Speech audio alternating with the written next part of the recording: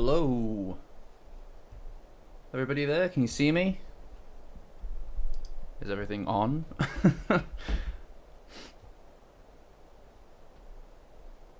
Is everything on? Yes, it is. Hi guys. I can never tell when everything's actually sorted out. I'm terrible at streaming. Can everybody hear me? Yeah? Hi guys.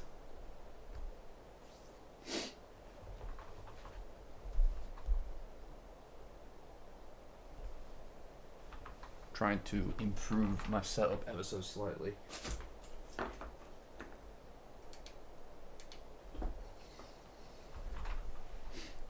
How's it going, everybody?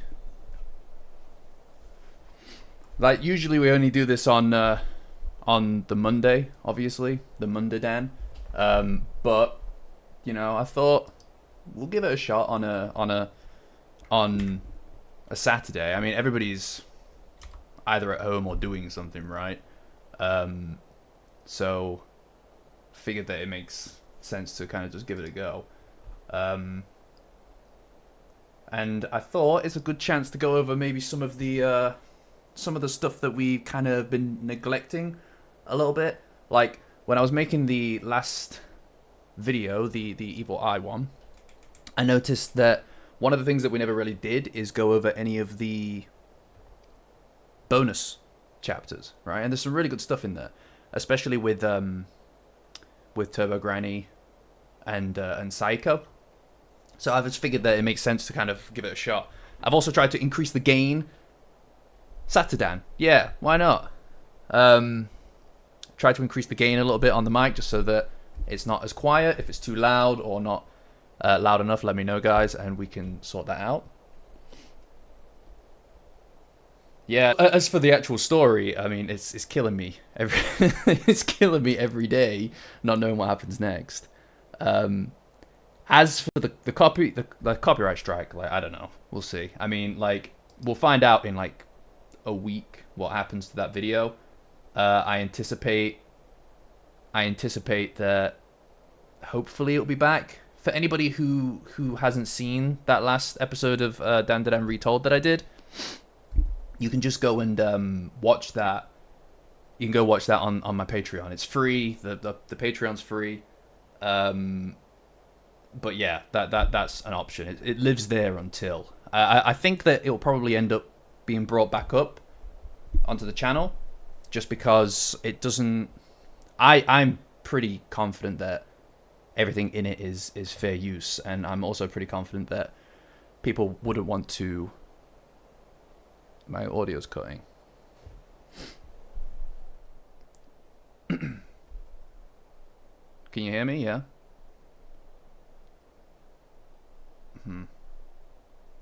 Okay.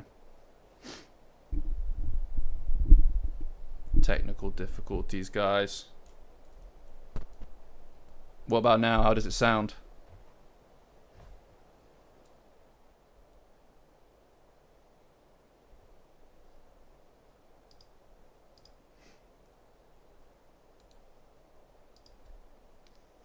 Yeah. Yeah, I don't know what the cause of the cutting audio would be. It's been fine up until now. How does it sound? Good. Okay. Well, let's just play it by ear then. If it keeps playing up, let me know and we'll see. Yeah, that's fair enough, Sarah. Okay. Well, if it keeps happening, guys, let me know and then we'll figure that out, right? But yeah, so I just thought it would be good if we just went through some of the stuff that's kind of like been sitting around in the backlog for a little while, and see what we can do. Some of it can be hard to find, guys. I don't know if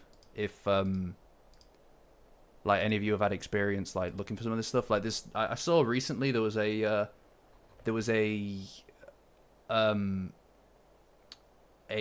bonus chapter out that was about like the evil eye and Aira and her friends and stuff, which I thought was really good, but it seems to have disappeared from the internet. Someone translated it, but I can't see it. I can't find it anymore. It was on Reddit, but it seems to have been taken down. Yeah, that's a good point, Randy. The Discord guys, thanks for everybody who's been on there. That's been badass. That's been such a good response. I didn't expect so many people to jump on and actually use it. I spent like a bunch of time trying to. I'm not a Discord kind of guy, right? So for me, spending the time learning how to use it, it was quite a bit of time. So the fact that people are actually on there using it, that's amazing. Anybody who is in the chat that isn't part of it and wants to be, because it's a great little community that everybody's kind of started forming there. Just in the description, there's a link to the Patreon. All you need to do is sign up as a free member, and that gets you access to the Discord link. It's in one of the posts. Because that's really the place to be for everybody to kind of discuss and everything like that. Yeah, I mean, it's been really good fun, to be honest. It's been great seeing everybody just getting on. Awesome. You know what? I'll drop a link, actually, to where I'm seeing some of these bonus chapters. And then we'll have a look. So what I was thinking is we go through the kick the can battle, because I think that's...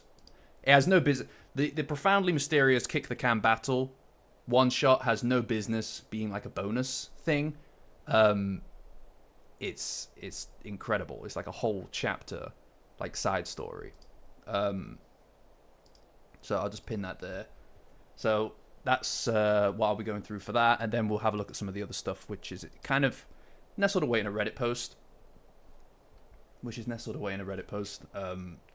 Because they tend to be just packaged in with the actual volumes. Elevator music, guys.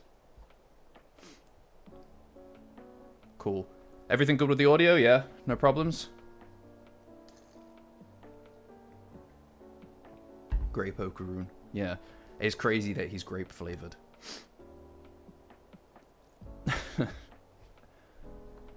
Awesome. Right. So, let's have a look.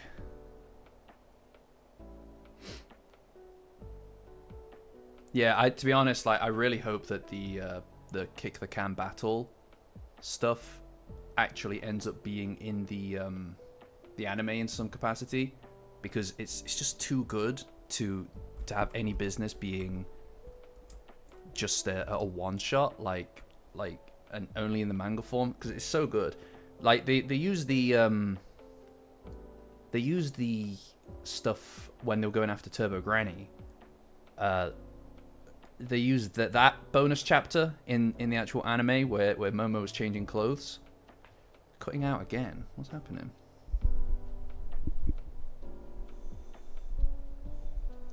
Maybe it's related to my cables, guys. Is it still doing it?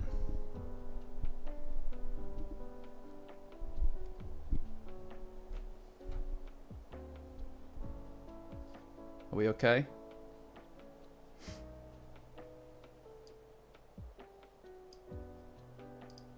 To be honest, I'd love for there to be some OVAs, but I don't know. I mean, cool. Right. All right, cool. Let's hope it doesn't happen again. I don't know what's happening with the mic, but it could be something to do with the cables or some kind of upgrade, like update that I've not been doing. Okay, cool. Right, so let's move on. Cool, awesome. Thanks, guys. Appreciate you. So, when we first see the profoundly mysterious kick the can battle, I'm just going to call it kick the can battle from now on. And yeah, so Okarun and Momo are racing to school. Okay, thanks, Omen. Appreciate it. Yeah, hopefully it just works. It's weird how we can all have different kind of like audio setups and stuff, and apparently that changes something, so I don't know. Anyway, so Okarun and Momo are racing to school because they're late. And essentially, Okarun and Momo walk together to school every morning, and Okarun is the one who showed up late. As a consequence of that, Momo's afraid that she's going to have to sit through an extra lesson if she's late again to school. And Okarun essentially says to her that it's her fault for not going ahead of him, right? He wanted her to just go on ahead, despite the fact that she wanted to wait for him. I don't exactly know when this is set, right? Like it's kind of uncertain, like timeline wise, how long Dandadan even takes place over, because this is nestled in between 2 chapters during the Cursed House arc, so it obviously can't take place then, but thank you, Blissy. Oh my god, already you've already started. Guys, this is like, every time I'm on here, it's like a mini heart attack, I swear. Like, I can't get used to it. I can't get used to it, to be honest, guys. It's amazing. So thank you. I feel like at this point you're all just trying to add to the Kinta army, and you know, I can't fault you. I feel like, thank you, I appreciate that. Yeah, it's nice. Saturday stream, you know. I can't say that it's going to be every Saturday. It probably won't be, but you know, it's nice to kind of touch base. I think just a little bit, because usually a video would be going out around now, but because I've had a bunch of other things to do with the channel, the Discord, the Patreon, the copyright thing, it's basically just been put behind schedule pretty significantly. But you know, it is what it is, right? Like, so it's good to kind of like jump onto the stream to at least fill some of that space up. Although there is a video on its way, guys. I'm working on it right now. I've been working on it today and tomorrow. It's almost written. Well, it's in the writing stage still, but after that it should move pretty quickly. I've gotten quick at editing stuff. I'm also hoping to kind of get this copyright strike resolved before it goes up, because I don't know to what extent the YouTube algorithm is damaged in regards to the channel when there's an active copyright strike on the channel. Who knows? We will find out. But yeah, I appreciate it. That's amazing, guys. Yeah. But yeah, yeah. No, the hair is a good indicator, guys, for sure. He goes through quite a few different styles. But yeah. So again, I don't know when this is set. Is my point. Like, I think it's set. I feel like it's set in the Evil Eye arc, because later on we see that Momo has a job at this point, right? So she didn't get a job until the Evil Eye arc. So I don't know. Anyway, sidetracked again. So they're going to be late for school, essentially. And so they're running and they're on their way to get to school. And just as they're on their way, Momo sees that there are a bunch of cans that have been knocked over, including a 7-Up can, which is pretty interesting. And she uses her spiritual powers to clean it up, pick all the cans and put them back in the bin. That's a lot of social responsibility. Like, number one, I know that obviously things are... it must be a different standard in Japan, because at least in the UK, no way, no one would care. They probably kick them, but hey, you know, it's not a bad thing. So she cleans up the cans. Tangent one, yeah, true. So she cleans up the cans, and that's just going to make her more late. But you know, it's at least it's a decent reason to be late. But she cleans it up really quickly because she uses her powers, because big magic hands, right? But unfortunately, they are late to school. She hates injustice. That's, you know what? That's it. What? That's a cool line, by the way. Like, you know, like hating injustice. That's pretty badass. That's a good reason to get in trouble at work. Before the or during. Yeah, I feel like it must be. That's a good point, actually, Bussy, as well. Don't know. But anyway, they are late, and they obviously get in trouble, and as a consequence of that, Momo is given an extra lesson after school, which I presume is just detention. Like, you know, Superman. That's it. Yeah, I thought that was really nice, actually, that Tatsu kind of views Momo as, like, Superman. Because I think one of the best things about her as a character is that, and to be honest, all the characters, you can't view them in a vacuum, I feel. All of the characters are so entwined with every other character that it's impossible to just kind of say this character is a particular way without the impact on everybody around them. And I think Momo does bring out the best in other people, especially in Okarun.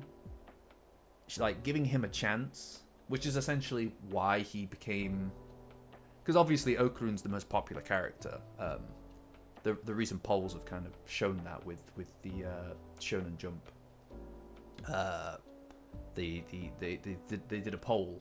You've probably all seen it, but Okarun was shown to be the most popular character, then followed by Momo. But the only reason that Okarun can be who he is at the point that we know him now, at least, is because of the fact that he was given that first chance, right? That's not to say that he didn't have anything to do with it. He did.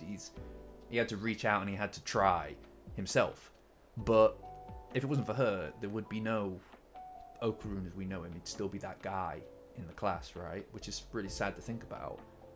But she brings out the best in people. And yeah, so I really like the Superman thing. Like that's fantastic. But yeah, I love that interview, actually. It was really good. There's a lot in there that was it was quite short, but there was a lot in there that was worth paying attention to, I think. You know? Anyway. And so she has an extra lesson after school, which is in the way of her part-time job, which is what I was saying before. Like, she's got a part-time job at this point, so it must be during the evil eye, right? Yeah. That's true. That's true, Danny. That's fair enough as well. Like, I do think that, I mean, again, you can't have Momo or Okarun without the other one, right? Like, this series is so much... It's almost entirely just the two of them, at least, I think.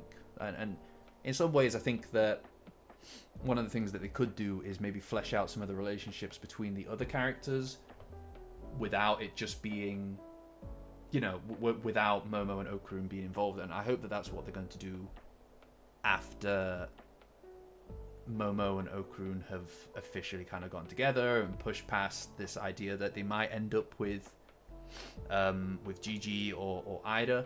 I think it'd be a really good idea to give the other characters a little bit of room to grow their relationships with other people.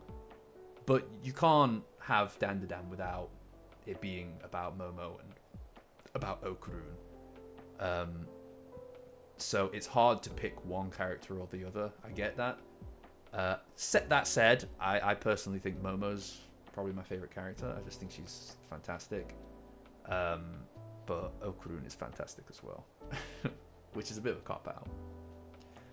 Anyway, yeah, so she's got a part-time job after school, which must mean that it's set in a particular time, right? Because she doesn't have a job beforehand. Also, I don't know necessarily that there are a lot of days between any of the events in the first half, like before Gigi shows up.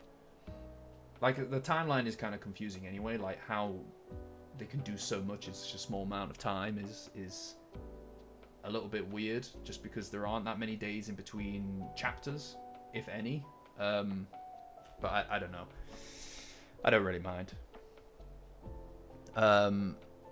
Anyway, so Momo points out to Okarun that he's been showing up late to the meeting point before school.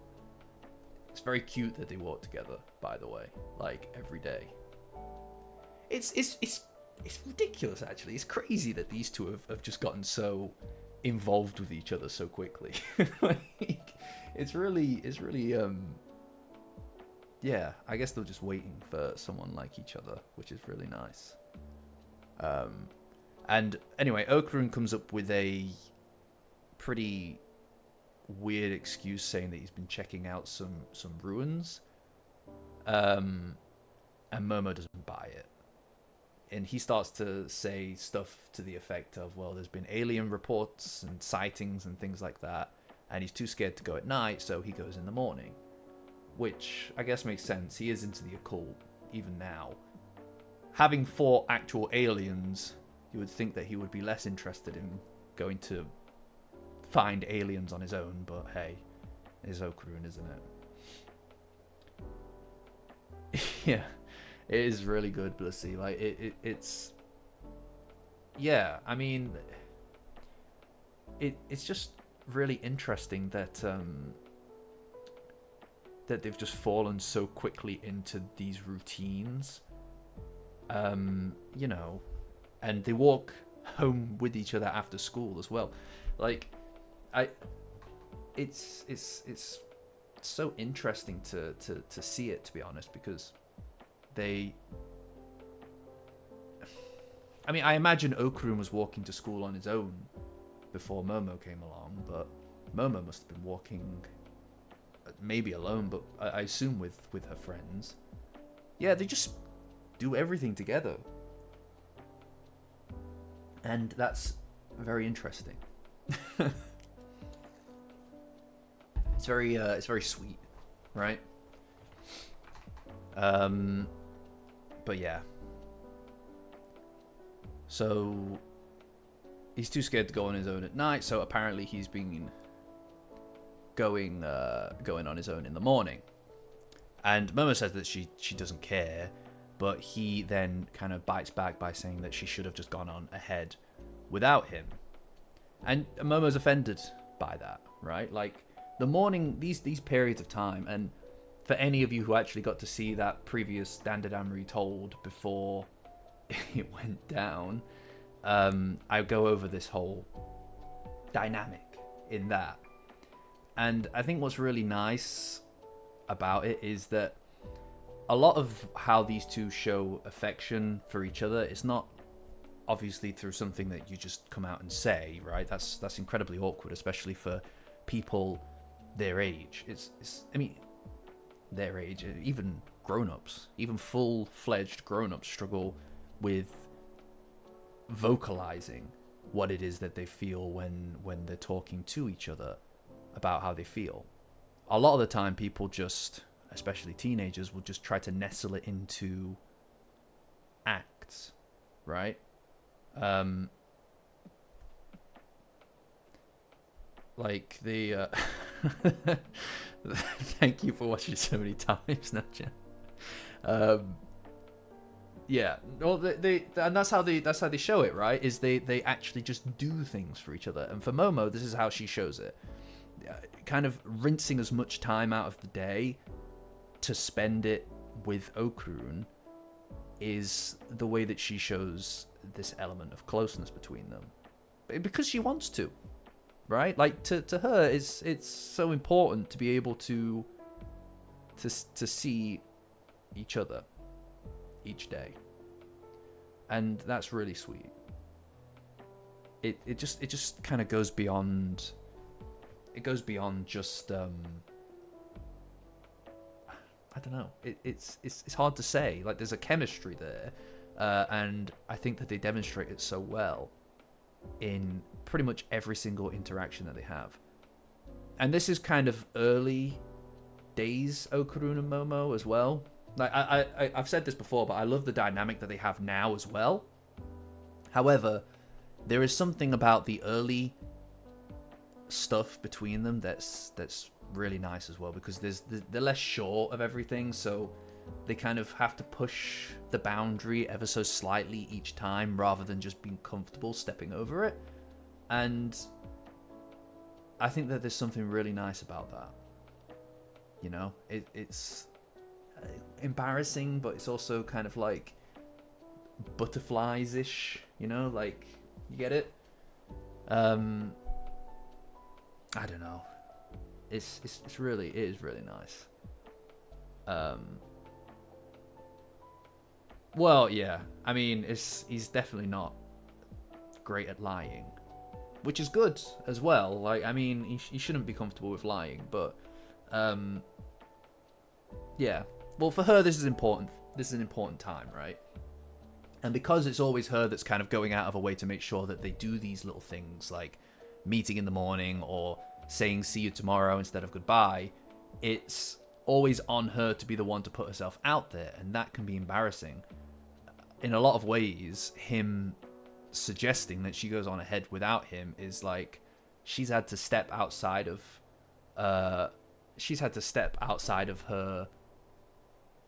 comfort zone, right? Like, she's had to step outside of her comfort zone to demonstrate that she's wanting to do this, to spend this time with him, and he's essentially just kind of rejected that here, or even indicated that it doesn't really mean as much to him as it does to her, because she wouldn't even think of doing that. Well, maybe not. I mean, I don't know. Yeah. So it's cute, and she's offended. She's offended that he even suggested it, and she says that they're friends, so she's obviously going to wait for him. And then and you can tell that it got to her because she starts getting quite agitated, as she tends to do, right?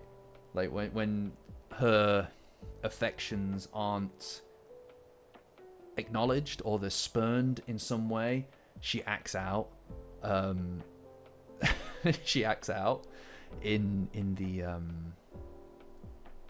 this kind of like, not, I hesitate to say tantrum like way, but she kicks off or storms out or something like that, and that's her kind of like feeling incredibly overwhelmed by what it is that she's feeling and not wanting to deal with it, just completely just throwing it to the side and just leaving, which is, you know, a coping mechanism in a lot of ways, right? And she blames him for the fact that she's not going to get to work on time, and it, you know, it kind of is his fault, in a way. And Okarun then turns around and says to her that this is the first time that they've been late to school together, and then he blames her for being late so often before they started walking to school together that it ended up with an extra lesson, right? So she got strike 1 and 2, and then even if he's responsible for strike 3, it's still her fault that she got strike 1 and 2, right? No stress, Randy. And then Momo says that he's really annoying, and she starts to shut down, right? She tells him to forget it and that they're not going to walk to school. She's kind of an all or nothing kind of girl, and, you know, fair enough. That's a good vibe. Good for her, you know? But she says to forget it, they won't walk to school together anymore, and then she storms out. As usual, she storms out, and doesn't want to talk to him. Okarun, he kind of messed up here, right? Like, I mean, there's an actual reason for why he's all right. Sorry, Randy. But yeah, there's an actual reason for why he's doing it, but he's not communicated it well. And this is like a redo of the Aira situation in a way. You know, it's quite funny, but we'll get to there when we get to the end. Anyway, Momo's alone, and she's in what I presume is detention, and she's contemplating how everything went down. You know, even when it's just constantly these two are constantly involved with each other in some way, shape, or form, right? Like, she's just sitting there thinking about the way that he phrased what he said, and that it hurt her feelings, and that she feels like she could cry, you know? Because in her mind it was a rejection, which is sad, you know? I mean, like I said a minute ago, she's gone out of her way to make this a routine, or to make this into a kind of reoccurring event, like a ritual kind of thing, right? Like normal people's lives are made up of all kinds of rituals, and it's the same thing with people's relationships. And inside of those rituals, there is a degree of normalcy and expectation, and the reliance that you can expect somebody to reciprocate a certain thing. And the fact that she's tried to create this reciprocal kind of ritual between the two of them and build their relationship from that, she has effectively been rejected. And so much of Dandadan is people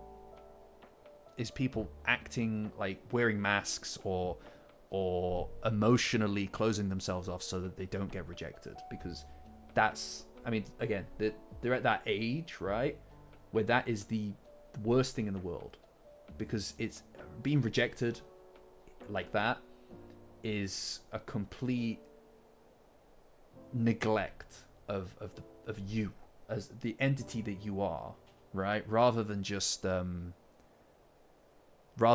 act. It's like a self-worth thing, right? Anyway, and then a can flies past her, because fortunately she put her head down on her desk, and a can flies past her and smacks into the window and breaks one of the beams. And there's a big monkey man with a big monkey hammer, and he apparently has a 300 IQ. He says bro a lot as well. This is one of those really strange things. I don't get, like, I don't get this. I did read somewhere that this was a reference to something, but I mean, Dandadan is riddled with references, many of which I do not get, but they're still funny as a standalone. So this monkey's kind of a dude bro, and he keeps calling her bro. It's ridiculous, and his whole thing is, I do like that a lot of these cans also have like references to actual drinks on them, but they've changed them ever so slightly. So Mountain Dew is Mountain Doom. It's ridiculous. So it's pitch black outside as Momo looks around her. Yeah, bro. It's pitch black outside as Momo looks around her, so they're in black space, empty space. So he's an alien. He's an alien monkey with a hammer who says bro, and is obsessed with cans. You know, Dandadan is weird. Dandadan is very weird. Is it actually? I didn't know that Mountain Dew was banned in Japan. I don't know. Strange. But he is an alien.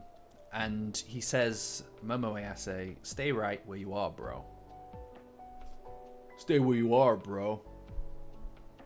So he's obviously an alien, and he's obviously there to capture Momo.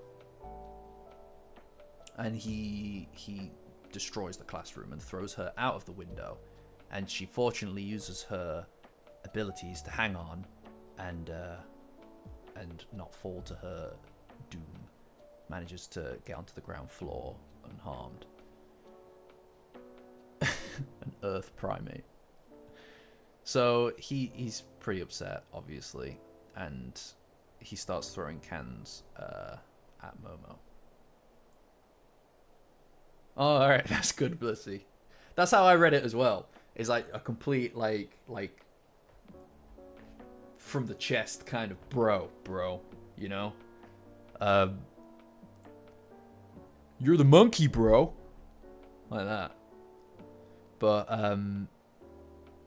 yeah, it's funny that that earlier they did the whole cans knocked over thing, because that's the whole thing here. Is a really nice kind of way of introducing, the concept. Monkey's bro in Japanese, ascending guy. Yeah, I don't know. Dandadan. I do think that there is a bit of there is some stuff that's lost in translation. Like, obviously the obvious one is the not going out of focus. The obvious one is that Okarun refers to everyone formally. So it sounds pretty awkward at times for him to, in English anyway, to say Misayase. Just because it's not like the exact same thing, right? So it sounds silly at times. Because that's not a direct one-to-one for Ayase-san. But hey, it's an imperfect translation for an imperfect world.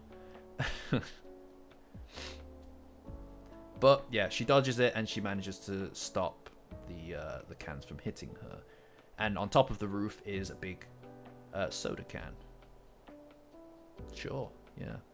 And then Okarun shows up and he runs up towards her, being chased down by a number of can people. Because everybody's been turned into cans. Which makes sense, right? Like, that's not a strange thing to... Not a strange plot point at all. There's a little milk can there. That's fun. And so it's kind of like a zombie virus, but for cans. If you get... is Ponzu... Oh, it's like a Pepsi thing. See, it's strange. Very strange. But getting touched by a can person turns you into a can person. So it's a zombie virus for cans. Very strange. And then the monkey man he loves the fact that he's got 300 IQ, and he's telling them that they won't escape, bro. And that he developed this technology with his 300 IQ. And he says that they won't escape his territory. His territory can. And it covers over 100 kilometers in radius. And essentially he's ready to turn everybody in that area into a can until he's caught them. And then he'll also take them away to dissect and experiment them. So, sure, yeah, it's changed to the leg warmers. Did she not always have leg warmers? Or am I crazy? I don't know. But yeah. So I also really like the art in these sections. It's quite fun, like the little guys on the conveyor belts being pulled out of the cans. I don't know. I did notice that they change Momo a bit in between the early volumes and the later volumes. Specifically her hair. I feel like it becomes a bit less complicated. I presume that the reasoning that they changed that was just so that it was easier to redraw her. Like you know, obviously they've got to... Tatsu and the team are obviously working on doing this every single week. So ensuring that it's as easy to kind of replicate as possible is probably the reason that they changed her hair, because it used to be a bit longer, I feel. She could have had a haircut, I suppose, but yeah, it did feel like it was a bit more complicated earlier, and then they must have changed it just so that it was a bit easier to operate around. I don't know. Anyway.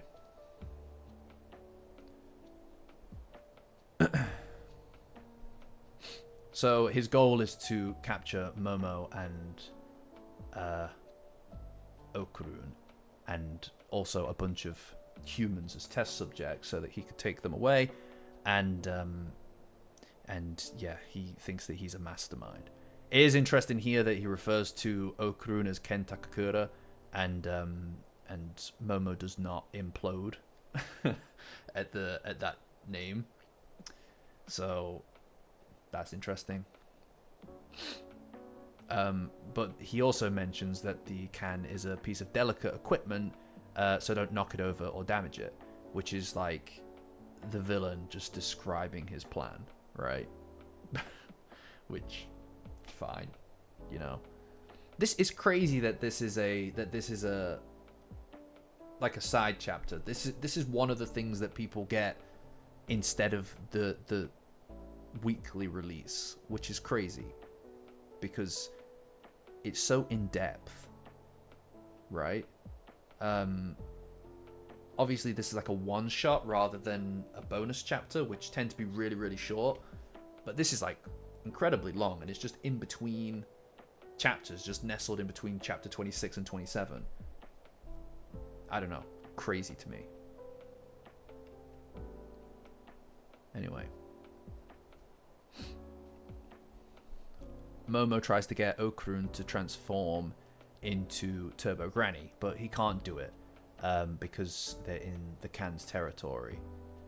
Which is interesting because there's not really any other technology that seems to be able to do that outside of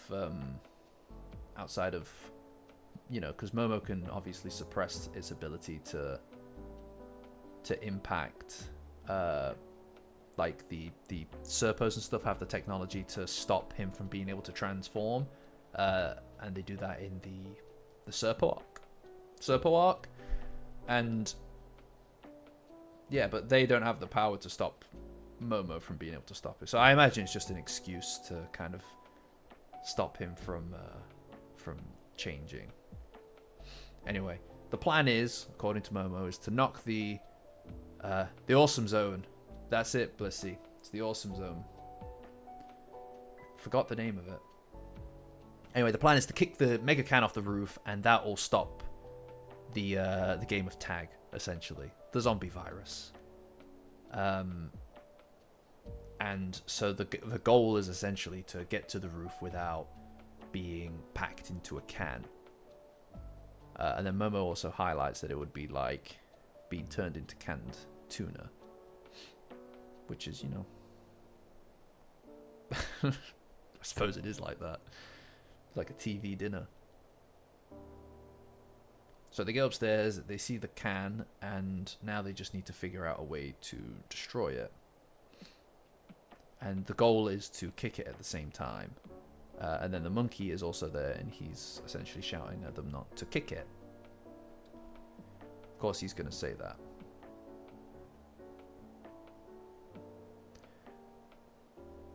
So, Momo's about to kick the can.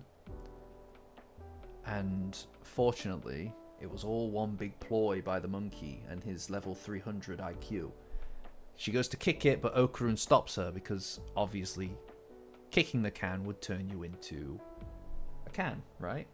And so he stops her from kicking it, and then she knocks him back in doing so, and he gets turned into a can. Specifically, Okarun grape flavor. That's a good point, actually. Not just anybody can avoid a Momo kick. You know, those roundhouses are powerful. Like, I love the roundhouse kick. The amount that we've seen it is great because it's constantly used and it's exclusively in their family. Refreshing out. Yeah, it's so weird that he's like... So he is grape flavor. Canonically, Okarun is grape flavor. You know, I'm in the UK, so there's not really many grape flavored anythings here. Well, I guess grapes. So I don't know. Interesting. Apparently it's packed with vitamins, though. It says right there. So that's pretty good. At least he's not bad for you. And yeah, pretty surprised. But then he keeps the glasses as well. Those glasses can survive anything. I swear that those glasses can survive anything. Like he it's ridiculous. But yeah. So he goes to grab Momo and turn her into a can, but she runs and then jumps off the roof. and uses her powers to hang on and smash through the window and get back into one of the classrooms, which hurts a lot. Alright. You know what? I'll need to find something like that. Like, there are loads of, like stores and stuff that sell, like, Asian drinks and things like that. Yeah, that would be a really cute little figurine, wouldn't it?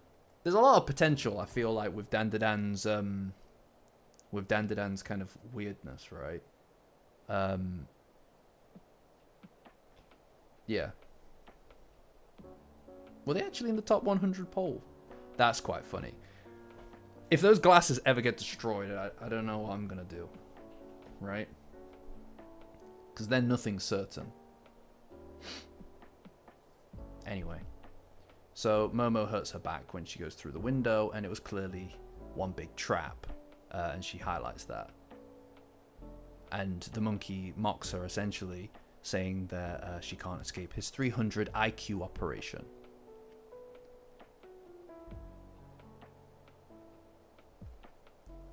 Yeah, he's still hitting out with the bro thing.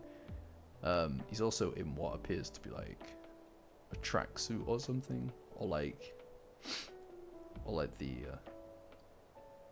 unlockable tofu character in Resident Evil. Yeah. Yeah.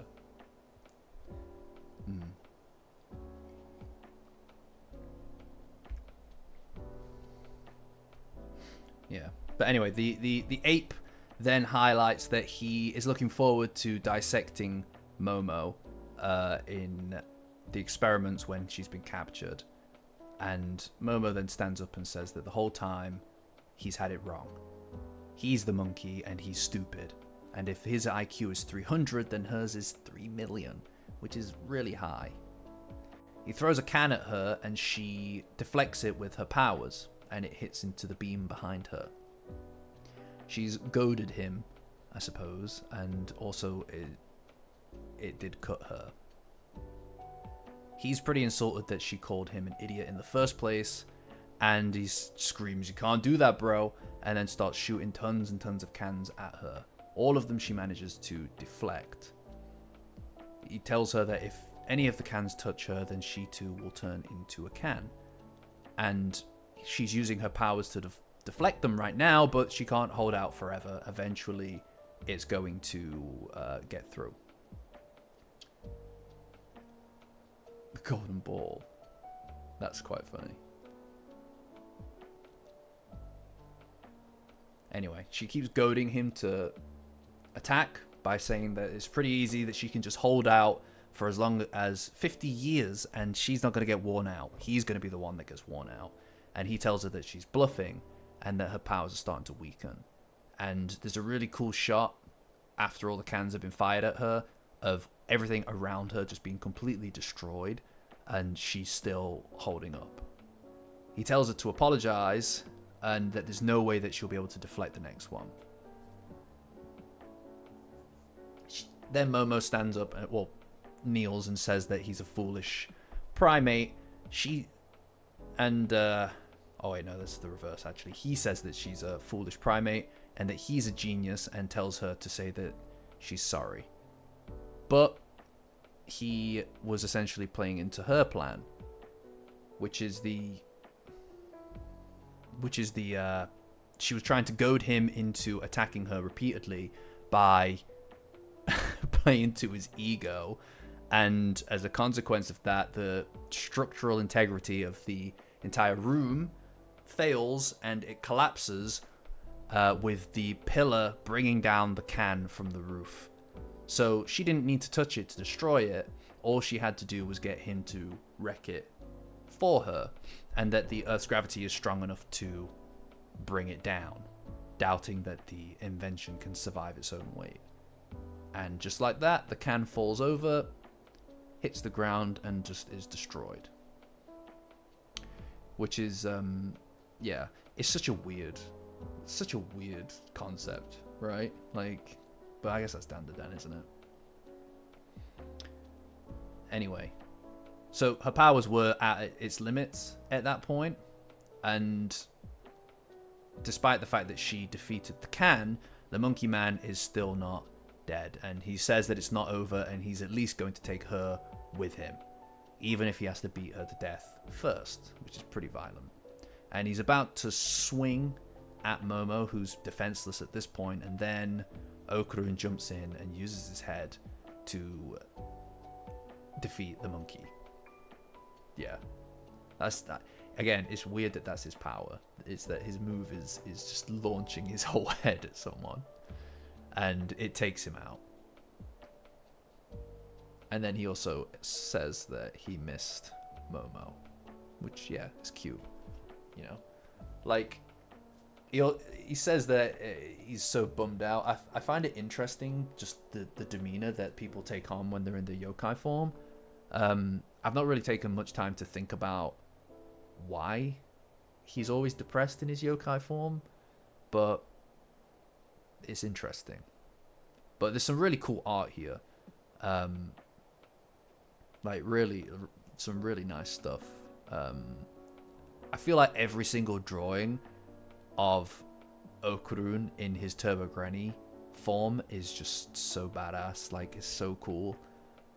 You know, even though his feet are wild, and they also seem to be painted, his toenails. But he's very cool. And he apologizes to Momo when he's back into his normal form for being so useless, which is another trait of Okarun's, right? He's quite an insecure guy, even with all of his powers. He feels like he has to be the one to do everything. And when he doesn't, which happens, you know, it's a team effort, he always apologizes for being useless. Anyway, Momo celebrates at the fact that they're back to normal again, and then back to the real world. And everybody in the school is on the roof, because obviously that's where the cans were. It's you know, that's another interesting thing I think about this, is that the everybody, it was also somewhat, were they also brought to the other world in this case, like the people who were in the cans? Because normally they just sort of exist in the normal world, and everybody in the empty space are only brought through if they have a high spiritual ability. But in this case, they were also brought over, which is interesting. I don't know. So they're all on the roof, which is quite funny, and nobody really questions it. For them, it must have just been like everything went black for a second, and then they're just on the roof, because nobody remembers how they got there. I'm not sure. Anyway, Momo then says that she's exhausted, and that she's got an extra lesson after school because they were late. And you know, the alien has also exhausted her as well. And just like that, she's mad at Okarun again. You know, she remembered effectively that she's supposed to be. It's nice that they could put it aside for a bit, but she's not the kind of person, I think, to just ignore her feelings about this, right? Like, when she's mad, she just stays mad. It comes quite naturally to her. She's quite a fiery individual. I know, I'm looking forward to everything getting back to normal as well. How many weeks is it? It's like another, is it 2? Is it next week and then the week after? It's so long. It's so long in between that last chapter. Like, to be honest, I imagine on Monday we'll be getting through the entirety of what's left of the latest chapters, like the latest arc. And then, yeah, I mean, and then we'll have to there'll be one more week. And then after that, we can start talking about the new chapters as they come out, which is, that's exciting. You know what, actually, I haven't really thought about whether or not, like, what would make the most sense, I guess. Should we, or should at least I, wait until we are on stream to read it, or should I read it just when it comes out? Because, okay, see you. It's good to see you, man. Yeah, awesome. But yeah, no, I suppose the question is whether or not I should read the new chapter before the stream, or whether or not to read it at the same time as we're on stream. I'm not sure. One of them, you're going to get a much more raw reaction, but also I'm terrified of getting spoilers before the stream, just because of like the time difference between us. See, I think I should read it before. Otherwise, I'll be here reading in front of you, and I can't guarantee that I'll be able to talk. Like, half the time I get lost on talking about what I have already read. Like, I've already read all of this, but sometimes I completely just start to forget to speak, and then I have to stumble over it. What? Yeah, well, I don't know. Yeah, I mean, I suppose actually on the Discord we should probably think about some kind of spoiler rules. Actually, I haven't thought about that. I need to think about it. But yeah, regardless, I'm looking forward to being able to talk about it each week before it comes, well, after it comes out, so that we're immediately kind of have the, because eventually we're going to get to a point, right, guys? If we keep doing this and it's working for us, we're going to get to a point. Yeah. Yeah, you're right, John and Randy. Maybe a spoiler channel, Randy. That might be a good idea. Hi, Stick. No worries. Yeah, I think I'll just read it beforehand, and then we can kind of just discuss it as it's out, right? Because eventually we're going to get to a point where something really big is going to happen, and I think everybody's going to kind of want to react to it in their own kind of way. I do think that we're very close to something big happening. Did I just disconnect?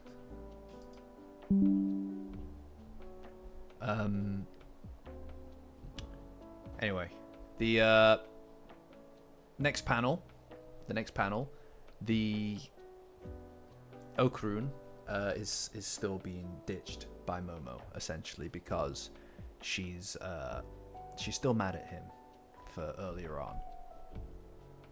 My OBS just said I disconnected. Is everything good, guys? You guys can still hear me, yeah? I don't know what the technical difficulties have been about the stream, guys. Yeah, it seems okay.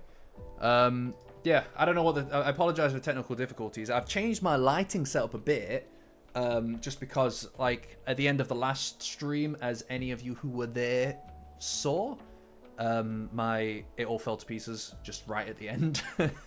So I got some actual lights.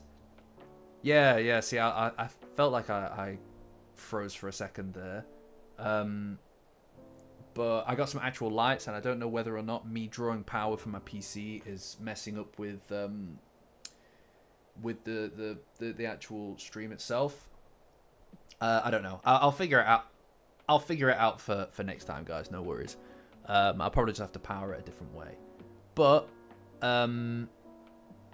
yes. So she tells Okarun not to follow her. And then Okarun asks her not to be angry and that he is to blame for her being late. But Momo says that it's too late. And so it's time for him to unveil why it is that he's been late in the first place. And that's because he has a present for her. It's a copy of Golgo 13, featuring none other than Ken Takakura. And she lifts it up into the sky and worships it because it's the special edition as well. And Okarun points out that when they went to the shopping centre together, he noticed Golgo 13. Is Golgo 13 the 13th? The 13th one in the Golgo series, or is it just called Golgo 13? I don't know, but I'm I'm painfully ignorant to foreign cinema. Anyway, when they went to the shopping center together, he noticed that she really wanted it, which implies that they go shopping together, by the way, which is very cute, guys. Like, there are so many things that these guys do. Yeah, that's it, John. This is what I'm saying. Like, there's so many things that these guys do that we never see, that we're not privy to, and I don't know. Like I would like to see some of these things, like in bonus chapters. But I guess it's all down to Tatsu whether or not he wants to show us them. Although I suppose it's kind of nice that it's just implied, because it gives you the opportunity to kind of just envision it yourself, right? Or rather, it implies that there are things that these guys are up to that we aren't seeing, which makes everything feel a little bit more rich and maybe a little bit more like these guys have their own lives outside of just what we see. I don't know. Regardless, it's nice that they go shopping together. And Momo says that it must have been expensive and that Okarun doesn't have a job to pay for it. So how did he buy it? And this is why he's been late. Is because he's been delivering newspapers in the morning as a short-term thing, and that he was saving up for a present for her. And as a consequence of that, he lied about why it was that he wasn't on time in the morning. Yeah, I don't know. I mean, and that's what ended up making her late, and he's really sorry about it. So, Okarun is such an awkward. He's an awkward fellow, right?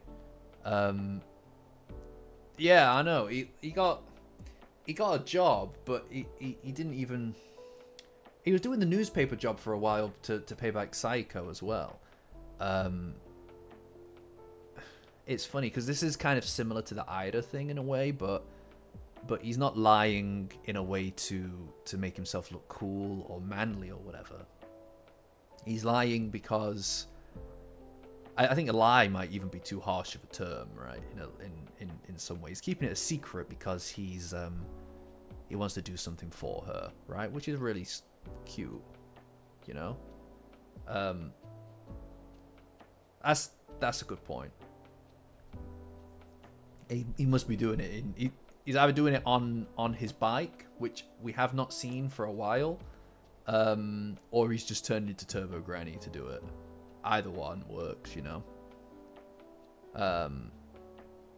But he apologizes for making her late and asks her if they could continue walking to school together. And Momo says that it's possible, and she thanks him for the gift and apologizes for getting angry as well. Which is a really nice ending, right? Like that's such a nice way to end it, with the two of them both understanding what it is that they did wrong and also acknowledging that they're sorry for how they behaved. And it's just really nice. Hi, man. Nah, don't worry about it, dude. No worries. I mean, to be honest, like this stream kind of just was something that I just kind of was like, you know, it'd be nice to touch base and maybe go over some of the stuff that we haven't talked about before, like the bonus chapters and things. Yeah, I mean, the Monday stream is still going ahead, guys, because we need to finish off all the most recent arc. Like, I think we can do it in the next one. I think we can do it. You just got to keep me on track, or else I'll go off on every single different direction with the sidetracking and the rambling and everything. I really do try. I go into these things. Yeah. That's it, Randy. No, I go into these streams fully anticipating to go over the whole content that I have. Scheduled is a harsh term. I don't think scheduled is the right word. I don't necessarily have an itinerary or anything, but I have a goal of what to get out of it, and I never ever ever stick to it. It's wild. I genuinely thought we'd get through every single part of the latest chapter in a single stream, which obviously did not happen. And you know, it's so the sad. Anyway, this Saturday thing, did not anticipate it. Just kind of vibing it out like a couple of days ago. Thanks, guys. And I was just kind of like, I don't really have a super packed weekend with anything. Let's just see, because I was of the mind that it would mean that people were maybe a little bit more available, but I don't know. It's good to touch base with everybody anyway, especially because the Discord and everything's been working out quite nicely. Yeah, it's just a good way. Also, we've got a little bit of time between videos. Anybody who wasn't at the beginning of the stream, I am working on the next one. It's not a retold, it's a character analysis. As anybody who's on the Dandadan or the highest tier of the membership or Patreon are aware, I've been working on the latest piece in the background recently, and it's chugging along. I feel like I've just really got some momentum behind it just recently. Yeah, the character analysis stuff is quite difficult. I really enjoy the retold stuff, which is why I want to get that video back up once the copyright thing's sorted. I really enjoy doing the retold, the Dandadan Retold stuff, but the character analysis stuff is also incredibly gratifying, because you get to really dig deep into one of the characters across a period of the whole series. The only difficult thing is that it's not as easy to write, because it's looser, and to avoid going over the same stuff that you've already talked about with them, it means you've got to kind of take a slightly different angle. I don't want anybody to get bored of the content, so I've been trying to kind of figure out the right way to approach the character analysis element of it, and I think I finally got it nailed down. So I'm hoping to get that sorted over, like to start editing it in the next week, and then hopefully mid-February have that out, and then ideally get the Kaiju arc Dandadan Retold out by like the end of the month, or just at the end, or at the beginning of next month, something like that.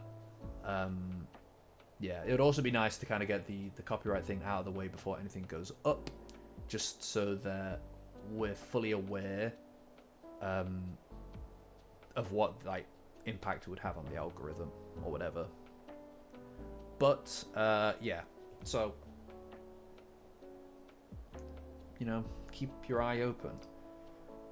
So they don't have many of that link that I've got there doesn't actually have many of the bonus chapters in it. So what I'm going to do is I'm going to just drop another link so that we can all... Yeah, that's it. It'd be really difficult to do an analysis on Psycho. Like, there are things that we can tell about her based on some of the... based on the way that she's been acting in some of the arcs. Like, in the thingy, the Evil Eye arc, we got a little bit of insight into Psycho, but not a great deal. Let's see, what, 19.5? Oh yeah, 19.5. You know what? No, you're right, Sarah. Let's do 19.5. There's not really much to say in this that's too deep or whatever. I do think that the profoundly mysterious kick the can battle, I've gotten good at saying that now, is the best one. Yeah, I mean, I think we're gonna get. To be fair, a lot of stuff to do with Psycho and Turbo Granny are in these bonus chapters. Are in these bonus chapters because they obviously have a whole relationship to themselves, right? Like, we don't see it very often, but they do have the kind of like grandma relationship going on, which is really cute. But we don't really see them much. I guess they're not really the main focus of the show, and Psycho is still a bit of a mystery. But I do think that she cares quite passionately about the kids and their youth, and also taking on the burdens of responsibility. You know, get like everybody who's in this chat over a certain age. I know that we're all from different like age groups and stuff here, but anybody who is an adult at this point knows that it sucks. Like, it's awful for the most part. Like, it's really cool that you can like, you know, technically do whatever you want to do when you want to do it, but it's not awesome overall. The responsibility element is not great, and Psycho goes out of her way to make sure that the kids get to be kids for as long as possible, despite all the difficulties that they're going through. You know, in the Evil Eye arc with Gigi, she really does step up to try to make it work, because that's what he wants to do. And I think that she likes that passion, that authenticity in him, and she wants to nurture it and foster it, because that's a great character trait to have. And the world will try to beat that back and stop him from keeping that inside of him, right? Because you have to compromise so often in life with when you want to do the right thing, but it's too difficult to facilitate that. So that trait in him is something that I think that she really wants to nurture and grow, and she wants to take on the responsibilities of the reality that it may not be possible. And she tries really hard to do it until Manjiro is effectively tells her that it doesn't really matter, like reality can't be ignored. And I think that's one of the elements of her personality that I think are so central to her. You know what I mean? Did the audio mess up again?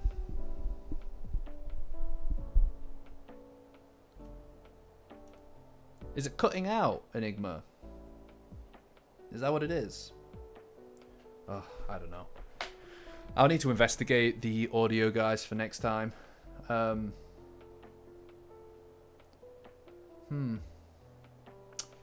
don't know, guys. If it keeps cutting out, just let me know. I'm gonna have to figure something out and test it. No, we've had a few kind of cutouts, man. I wouldn't worry about it. I'll try and look into it next time. But if it keeps cutting out, let me know, and I'll see what I can do from my end. But it's difficult to know one way or the other, guys. But yeah. Also, Paul, you know, I get it, man, but I'd rather you existed as an adult than not exist at all, dude. I hear you. But yeah, Saeko is just great. Like, she is really, really great. She's such an important figure, I think, for all of them. And the fact that she hosts all the dinners and stuff and makes sure everybody eats the fill and stuff, she's so giving and generous. And the only problem is we don't know enough about her outside of just what we've seen to really make a judgment or even to make a proper analysis of her, because so much of her is still a mystery. And I do imagine we'll find out more in the future, especially as she's taken a bit more of a central active role in the story now. What with the China shop fight, but we'll see, right?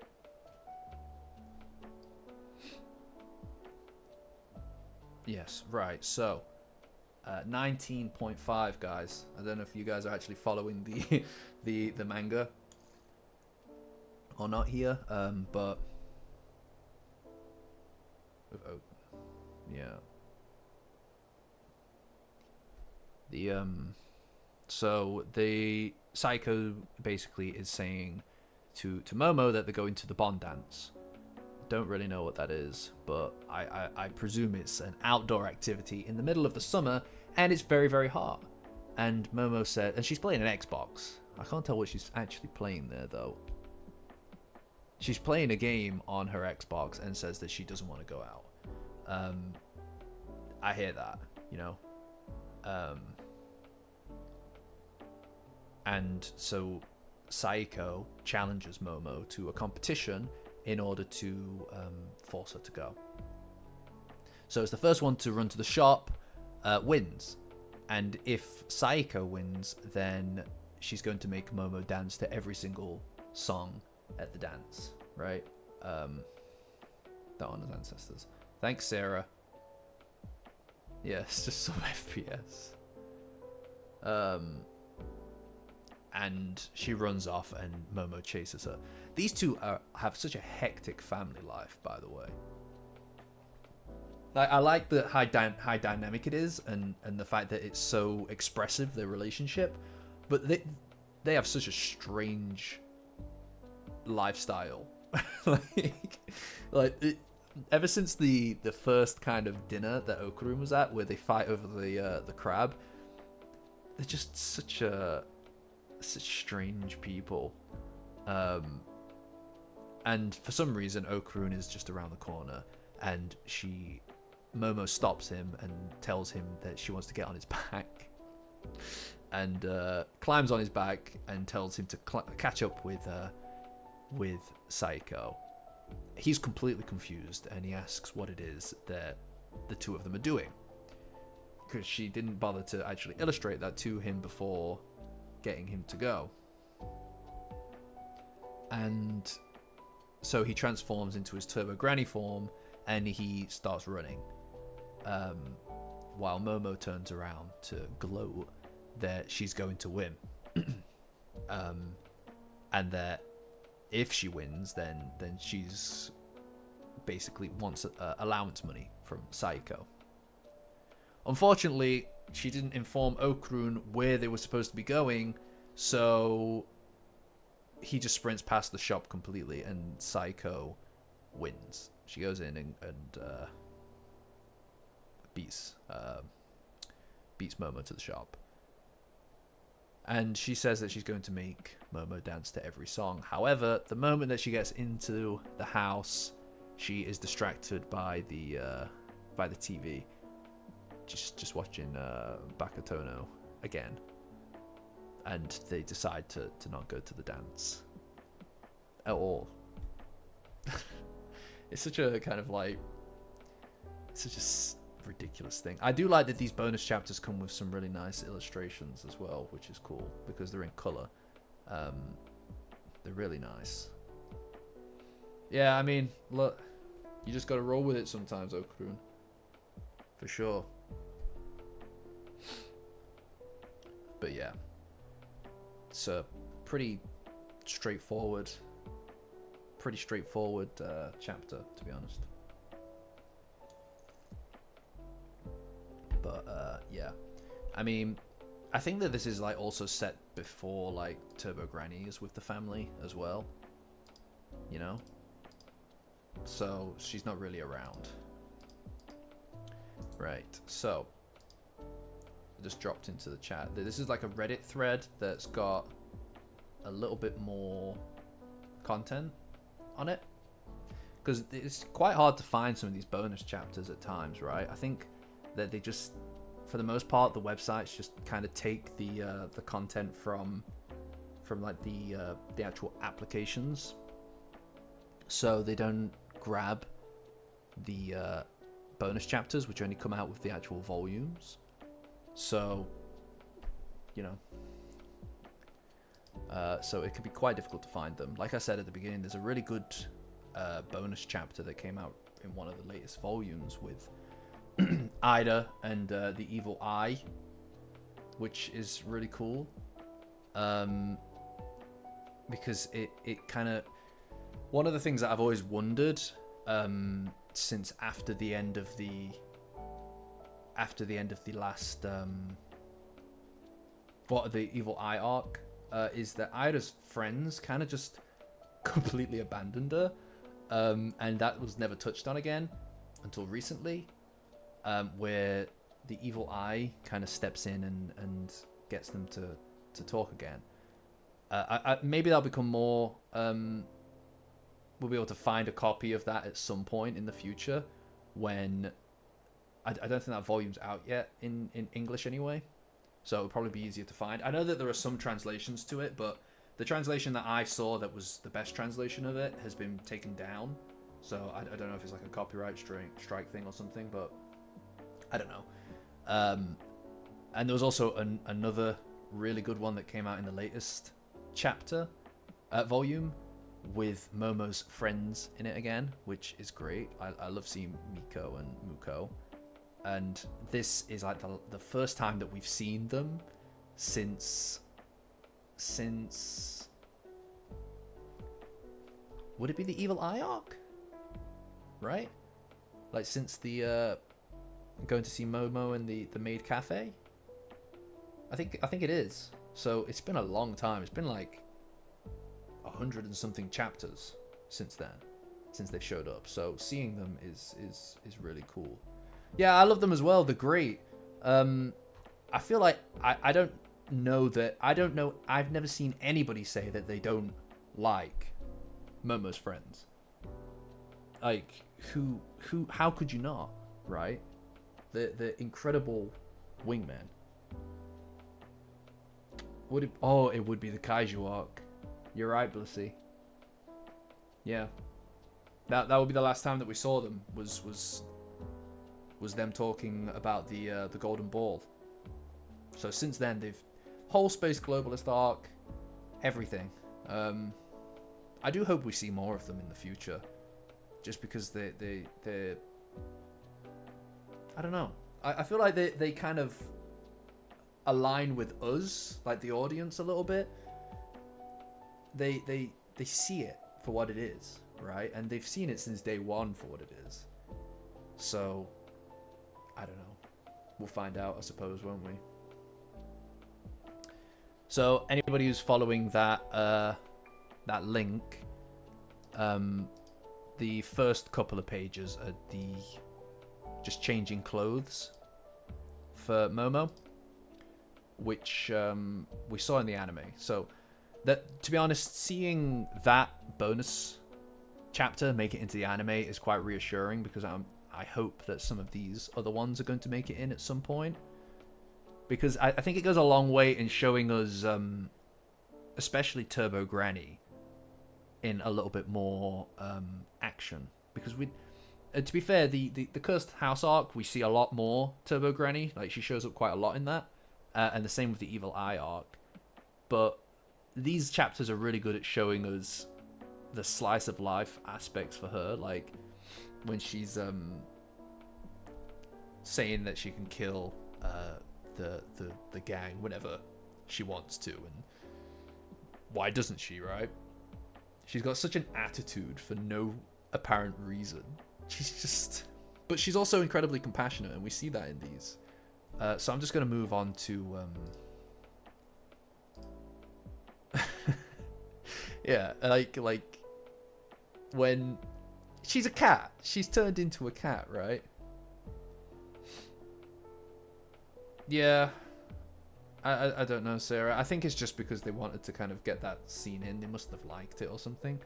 But yeah, I don't know. I mean, hopefully they do it again with more of them.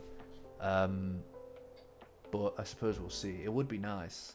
Though I suppose I'm just more interested in the OP, right, and the EP.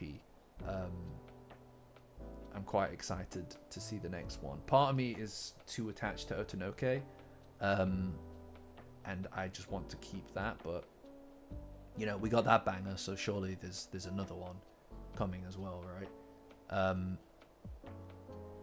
That's something that I absolutely love about anime, just generally, is that they actually change the intros, right? Like Breaking Bad's intro remained the same 5 seconds of across the whole series. So being able to see a whole new OP every time is just great, right?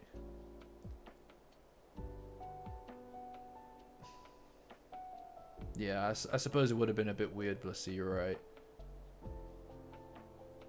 It's I don't know. But, you know, hey, I'm not gonna complain. I'm happy to see more post-credit stuff. That'd be fun. Like this one of Saiko here, like the 207 bonus chapter, where she gives Turbo Granny a snack to eat until dinner's ready, and then Turbo Granny says that she'll let her live for now. I just find that so I don't know, it's just silly because she's turned into like a cat, but also she's pretending to be kind of like resentful, when in reality they're just like best friends and she's just the family pet at this point. Well, you know, it could be as good as I don't know where the roof is with these OPs. Like, it could be incredible. But it's going to be hard to beat the first one, you know, because it was outstanding. This is a good one as well. The bonus chapter with the eggs.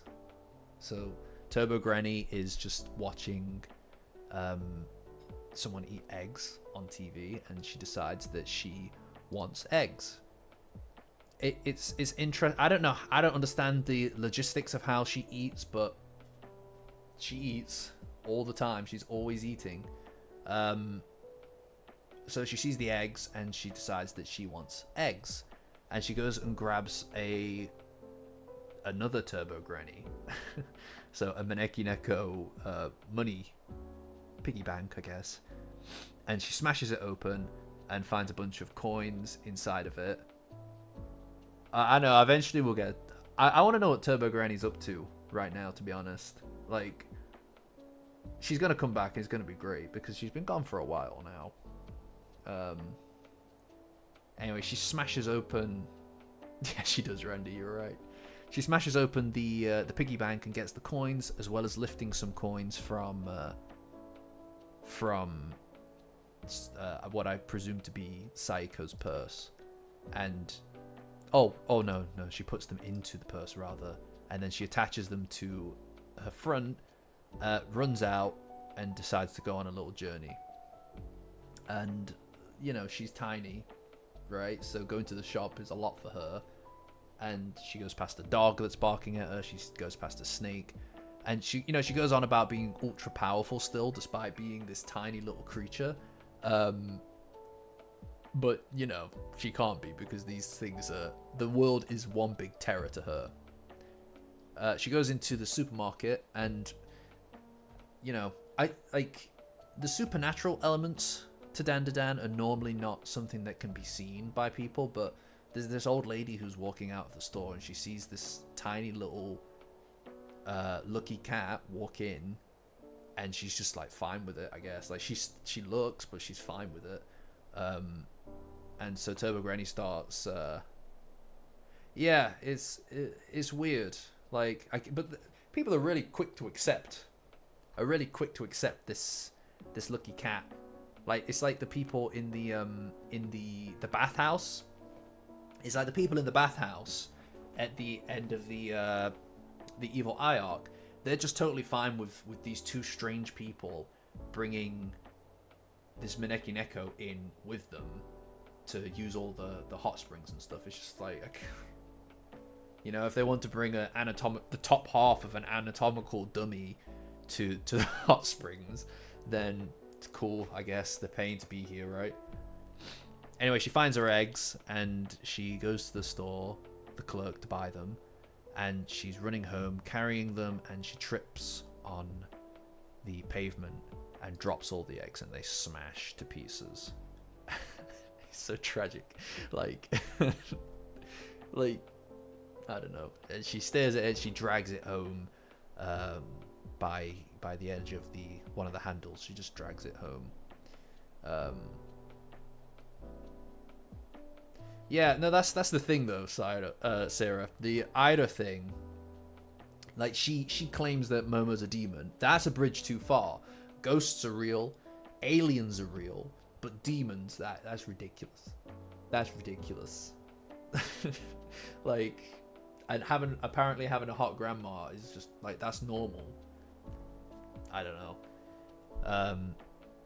Anyway, Psycho gets the egg bag and lifts it up and sees that it's completely just destroyed. But she does use it and makes Turbo Granny something to eat, cooks it, and she just goes to town on it and eats it. I mean, I guess she's been trapped in that tunnel for so long, right? That like, food to her is a luxury. I mean, she's paired up with the right person in that case. If she enjoys her food so much, jumping in with Psycho makes a lot of sense, because she also loves her food. Exactly, Randy. You gotta explain that.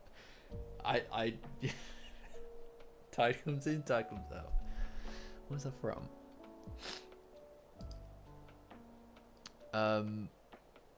Yeah.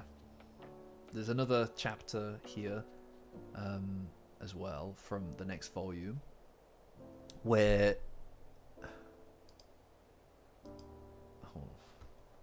oh, you know what? Actually, this one is quite interesting because they are talking about snow cones, right? And how the syrup is the same flavor. It's just and because Turbo Granny's shocked at this, right? Which is such a normal conversation for people to have. I swear I've had this exact same conversation myself. And she's basically shocked that the strawberry and blue Hawaii are the same flavor syrup. And then Psycho says that the illusion is created in the mind of the person eating it because of the scent and the color being different, right? And then Turbo Granny effectively says that they have to go and buy some now in order to prove the theory. I just kind of love as well that this is like a real moment, like a real actual thing that like just kind of hanging about the house, like someone's laying on the floor for no reason and just talking about stuff. Yeah, I know, like some of this stuff just blows my mind, by the way. I like the I don't know if you guys get Haribo where like in where you live, but it messed me up that the gummy bears in it, the little gummy bears in it, there's a red one which is raspberry, but the green Haribo gummy bear is strawberry flavored. It's not apple or lime or whatever, it's strawberry. And it's like, you don't expect it, right? And in your mind you associate that color with a specific thing, and so you don't pick up on the fact that it tastes of something completely different, and that's the same kind of effect as what they're highlighting here, right? But anyway, they go and get some, and Turbo Granny doesn't really care about the flavor. She's just happy to drink it, you know? Yeah, I'm sorry, Blissy. I am sorry. Yeah, the green gummy bears in Haribo are strawberry flavored. I'm sorry. I had to learn it, so you have to learn it too.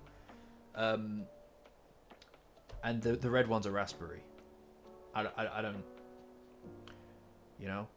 It's even weirder because like really strawberry, the flavor strawberry when it comes to sweets and stuff is not, tastes nothing like a strawberry, like at all. It's not even strawberry flavor. It's just like an invented thing. I know. I don't know why we're talking about gummy bears, guys. I apologize, but like, it is what it is, guys. I'm sorry. I'm sorry that you've been cursed with this knowledge, but now you can go tell other people this. You know, it's a worthless fact, but it is in some way very hurtful. Anyway. Ridiculous. Then in the next... Yeah, truth. Now, in the next bonus chapter, Turbo Granny... It's always about Turbo Granny and Psycho hanging out and just eating food. So Turbo Granny opens up one of the... a crisp packet, or potato chip packet, wherever you're from, guys. Whatever floats your boat. Whatever floats your goat. She opens it up and sees the aluminium on the inside, and she asks why they're so bling. Why the inside of crisp packets are so bling bling. And then Psycho, who apparently knows everything in the world, says that it's so that the oil doesn't oxidize, and that if light hits it, it produces a fatty acid peroxide, which is a toxic substance. And that they thought all of these things through, right? I don't know why she has this knowledge.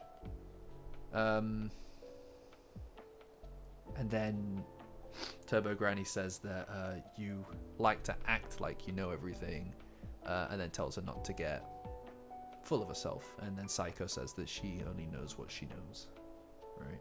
Which is fair. So it becomes a... Yeah, no, that's it. Yeah, totally. It feels like this is Turbo Granny kind of like coming to terms with the world as it is, like modern, like the modern world, because she's been gone for so long. I suppose now, because she's, I suppose she feels like she's been outdone by Psycho, she decides to go to learn a fact, and also to surprise her with that fact. So she tells her that if you eat too much chocolate, you'll get a nosebleed, and asks her what she thinks of that. And Psycho says that it's a myth and there's no scientific basis for it. And yeah, she essentially just threatens to fight her, as she always does. And if this is like such a... This whole chapter is like it's such like a nothing chapter, but it's nice, you know. It's good to see Psycho and Turbo Granny hang out together, because without this as a basis for their relationship that's like between them, when she leaves, it doesn't really mean as much. You know, they go out on missions together, they watch TV together, they've pretty much been best friends since they first started hanging out, because they're both just grandmas, right? Like, they're both just grannies. You know? But yeah, it's cute. I think my favorite one is... I think my favorite one is the kick the can battle one, but my second favorite of the bonus chapters has to be the next one, which is with the little kitten. So Turbo Granny's just walking in the Psycho's outfits are a mood. I totally just lounge about all the time as well. So she's walking in the rain. Turbo Granny's walking in the rain, and she sees a little kitten in a box, asking people to take them to a home. And she's this tiny little kitten. She sees it and she walks past it, but then quickly comes back and starts to drag the box with her home. And so Psycho is then cooking, and she wants to know where the milk is, and she sees Turbo Granny has taken the milk out back, and that she's giving it to this little kitten, and tells it not to give up on her, and that she's still alive. This is like, it's such a short chapter. There's almost no like dialogue in it. Yeah, it's like the outro bit. It's just, there's almost no dialogue in this one specifically, but it's, and I can see why this is a bonus chapter, because it's so simple. Like everything about it is really simple. It's just Turbo Granny taking a cat home, right? But there is compassion to her that she doesn't admit to other people, but it is in there, and you see this in this chapter. This is one of my favorites. I just think it's so sweet, you know? Yeah, no, totally. I have a cat as well, and it's like, yeah, I don't know. There's just something really simple about this entire chapter that I think is really cute, and it shows that Turbo Granny talks a big talk about like how she could kill X, Y, and Z, but underneath it all, she's incredibly compassionate. I don't know. It's also funny that it's a cat as well. She's grown very attached to her cat form, I think, and this is an evidence of that as well. It's very cute, and it's also nice that Psycho doesn't like interrupt the moment, right? Like it'd be really easy to have embarrassed her for this, but you know, like letting her kind of just have that is enough, I think. I don't know. It's cute. It's cute. It's also really sad. Like, who leaves a cat out in the rain like that? Like, please take me to a new home in the middle of nowhere. Like, what on earth?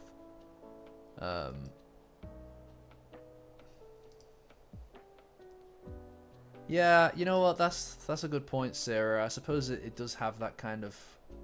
It does carry that through line to it, doesn't it? Right? Like... It's like lost souls, right? And I think that there's also a desire to look after those who don't have anyone, right? Like the whole gang again is just full of outcasts, people who are sidelined by the world or kicked to the curb, essentially. So yeah, I mean, what's more kicked to the curb than an unwanted, unadopted kitten, you know? It's a sweet chapter for sure. How many more do we have? Is that all? That's all the ones on there, actually. I thought that there would be a couple more, to be honest, but that might be all of the chapters that I can just get my hands on, guys. So yeah, that's it for the bonus chapters, I guess. I mean, like I said, there are a few more out there, but they're in the actual volumes, so it's difficult to get your hands on them. But I think they're the best one, like I said, is the kick the can battle. But I don't know that necessarily even counts as a what do you call it, a bonus chapter, so much as it counts as just a complete one shot. But yeah, no, I'm not sure. Yeah, I mean, I think part 2 would probably have to be something down the line when we actually get our hands on the rest. I'll scour the internet in time for that whenever it is. But yeah, I mean, to be honest, like I said, this wasn't really the most. Yeah, that's a good idea. What I'll do is I'll just collate those, Sarah, for next time, and then we can just put that together as another stream. I didn't really. I don't know. I didn't really kind of plan this out too heavily. I just kind of wanted the opportunity to jump on a Saturday, see what people are up to, and just touch base a little bit and talk a little bit Dandadan. You know, I think it's also good to kind of highlight, or rather to put something out when there isn't a video coming this week. So it was good to do that. I mean, obviously Monday is still the big one, like the main thing. Oh, you had them in English. Okay. Cool. Yeah. I mean, let's hold on. Yeah. Well, what we'll do is maybe Sarah, if like we have Monday, which I genuinely think we'll cover the rest of the stuff in the upcoming arc on Monday. Then we have that next Monday, and I think that next Monday we'll just continue doing this. We'll get through the rest of this, and as well as maybe something else. I'll plan something else because I imagine we'll get through the rest of them quite quickly. But yeah, and then we'll have something for that Monday, and then after that we'll be back onto the actual manga as it comes out. You know, half a chapter go. Yeah, I know. Oh my god. Yeah, I enjoy the side adventures that we all go on, guys, on the Dandadan. And you know, like I know, if we can get through half a chapter, right? What's really cool about that is that I think, like, because when I first did when we did the first stream, I was really unsure of what it was that we'll be even going over with it, and I think that it was great, actually, in a way, at least for me. It was great in a way that we could have that first week be a week off, because it meant that we could kind of catch up with the pace. Like, if it had been just a new episode of a manga, like a new chapter, it would have been difficult to know exactly what... it would have been quite difficult to know exactly what our pace was going to look like. So I don't know how long it would have lasted. Maybe I would have gone too quickly at first, just because getting comfortable with it. This means that when the actual new chapters are out, we're going to be ready for it, right? Like we know what this looks like now. We have the Discord and everything set up. Like I doubt that the Discord would have been made if it wasn't for the streams, just because it was clear that everything was like working quite nicely. Yeah. So yeah, I mean, it's going to be good to, in the next video, to be able to promote the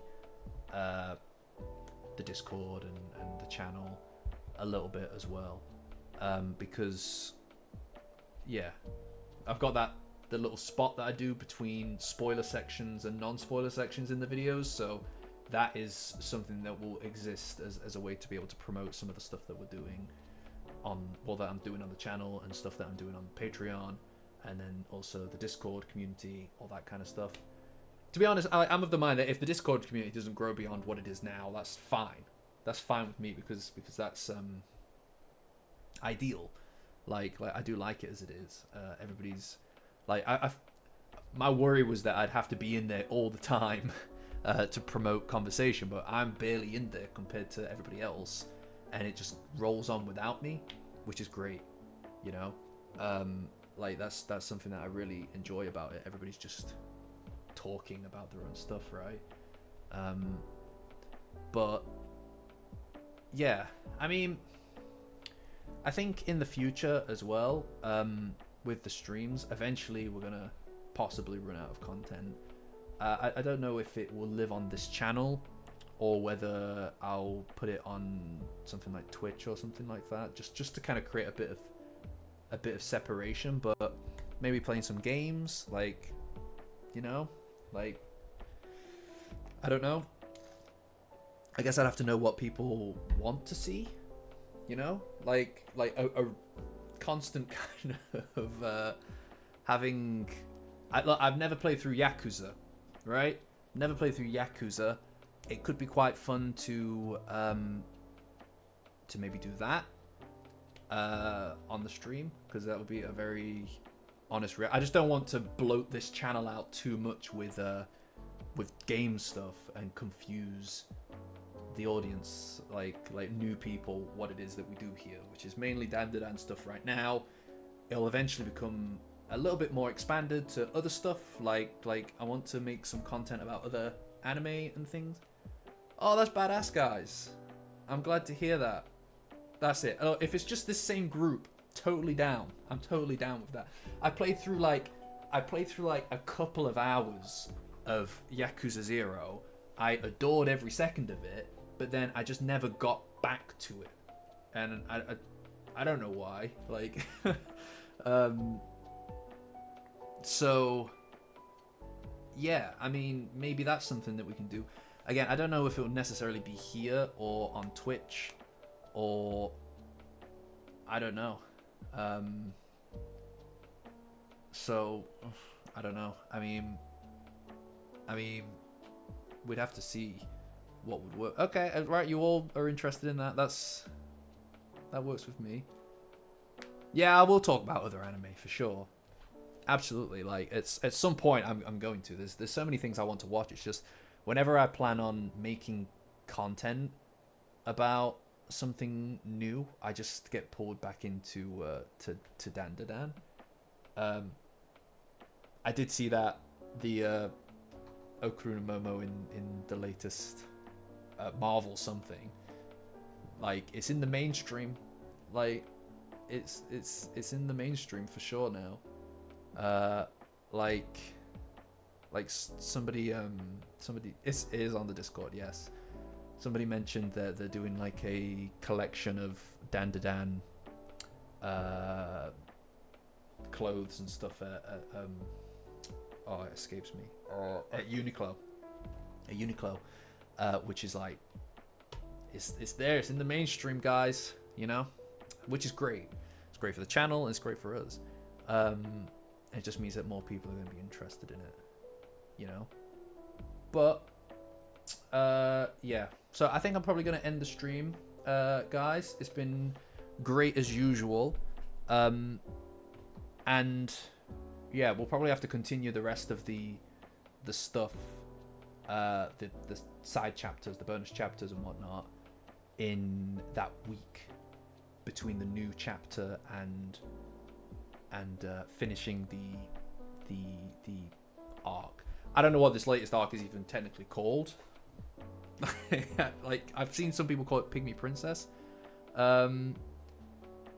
Yes. If anybody wants in on the Discord, just join the free level on Patreon. It's in the description, and that will get you to it, guys. It's great over there.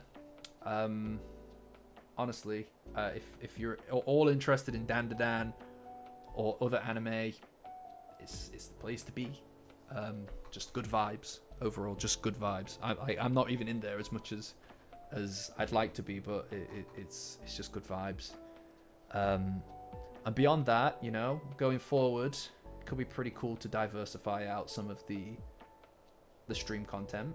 If you're all down for that, which it seems that you are, I will figure that out. But right now, laser focus, next video, let's say, like, probably next 2 weeks. Probably next 2 weeks. Probably next 2 weeks. Okay then, guys.